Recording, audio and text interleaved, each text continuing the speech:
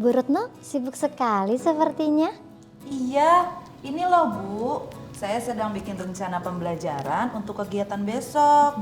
Kita diskusi ya Bu. Iya Bu, tema kita binatang ternak dan subtemanya binatang ternak berkaki dua. Dengan ide utamanya manfaat merawat binatang ternak bagi manusia dan lingkungan. Coba kita lihat alur tujuan pembelajarannya Bu.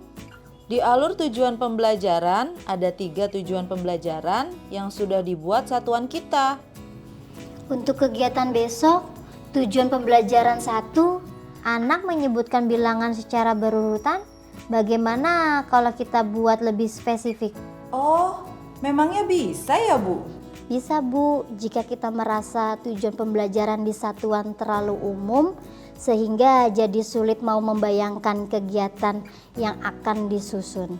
Tentunya tujuan pembelajaran ini juga perlu disesuaikan dengan kemampuan anak di kelas.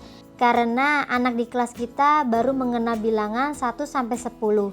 Jadi kita spesifikkan tujuan pembelajaran kelasnya menjadi 2. Anak dapat membilang angka 1 sampai 10 secara berurut dan anak dapat mengurutkan angka dan membilang jumlah kelompok benda yang berjumlah kurang dari 10. Sepakat Bu Neta. Kegiatannya seperti anak membilang jumlah anak ayam di dalam kandang secara berurutan. Sementara untuk kegiatan tujuan pembelajaran kedua, kita bisa meminta anak untuk mengurutkan telur ayam yang sudah diberi nomor. Lalu anak menyebutkan jumlah telur ayam tersebut. Wah, pasti anak-anak suka sekali bermain itu. Kalau tujuan pembelajaran anak membandingkan jumlah banyak dan sedikit benda yang ada di lingkungan, perlukah dibuat tujuan pembelajaran kelas? Itu bisa kita buat menjadi: pertama, anak dapat memilih kelompok binatang ternak yang paling banyak dan paling sedikit. Kedua, anak dapat membandingkan 2 kelompok benda yang berjumlah kurang dari 10.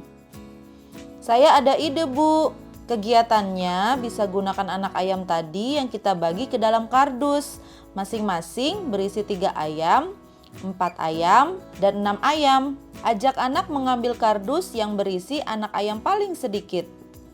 Jumlah anak ayam bisa kita tingkatkan untuk memberikan tantangan.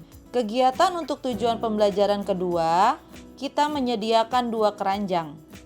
Keranjang 1 kita isi 5 telur, keranjang lainnya kosong. Anak diminta mengisi telur yang jumlahnya lebih sedikit dari keranjang 1. Kita mulai ini dari jumlah benda di bawah 10. Menurut Bu Neta bagaimana? Ide bagus Bu, tinggal tujuan pembelajaran ketiga nih. Anak mampu menggunakan alat bantu konkret untuk melakukan penjumlahan sederhana. Menurut Bu Neta, tujuan pembelajaran ini bisa langsung diturunkan menjadi kegiatan tidak? Menurut saya bisa, tetapi perlu mendefinisikan penjumlahan sederhana yang dimaksud. Kita bisa buat bertahap, jadi penjumlahan kurang dari 5, selanjutnya penjumlahan kurang dari 10. Ini juga bisa kita jadikan sebagai asesmen awalnya. Kita jadi tahu gambaran anak-anak yang bisa penjumlahan. Sepakat Bu Neta. Halo Ibu dan Bapak Guru, tujuan pembelajaran satuan atau learning goals dapat diturunkan lebih konkret menjadi tujuan pembelajaran di kelas atau learning objective. Pengembangan tujuan pembelajaran di kelas ini sifatnya tidak wajib, hanya dilakukan jika tujuan pembelajaran satuan terlalu umum. Pembuatan tujuan pembelajaran kelas yang dapat disesuaikan dengan perkembangan kemampuan peserta didik, karakteristik sekolah, atau tema pembelajaran.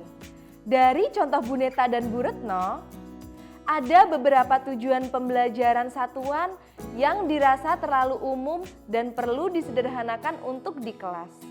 Contoh pertama, anak menyebutkan bilangan secara berurutan yang disesuaikan dengan perkembangan kemampuan kognitif peserta didik di kelas yang baru mengenal angka 1 sampai 10. Kedua, anak membandingkan jumlah banyak sedikit benda yang ada di lingkungan. Disederhanakan sesuai dengan subtema di kelas. Sementara tujuan pembelajaran yang tidak disederhanakan yaitu anak mampu menggunakan alat batu konkrit untuk melakukan penjumlahan sederhana. Hanya perlu diperjelas definisi penjumlahan sederhana. Di sini ditentukan yang kurang dari 10. Bagaimana Ibu dan Bapak? Cukup jelas bukan? Demikian pembahasan kita tentang tujuan pembelajaran umum dan tujuan pembelajaran di dalam kelas. Sampai jumpa lagi pada seri pembelajaran berikutnya.